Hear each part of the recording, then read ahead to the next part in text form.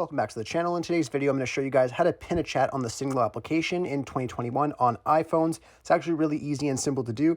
So all you have to do is head over to the Signal application and open that up. Once you're on the Signal application, you just want to find the chat that you want to pin. So on iPhones, if you just swipe to the right from the left, you'll see an option for pin right here.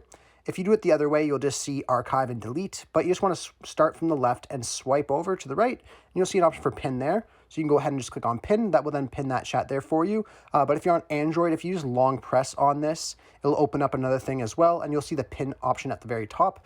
Anyhow, I really hope I was able to help you guys out with showing you guys how to pin chats on the Signal application in 2021. This video does help you out. Be sure to leave a like on it and subscribe for more. Thanks for watching.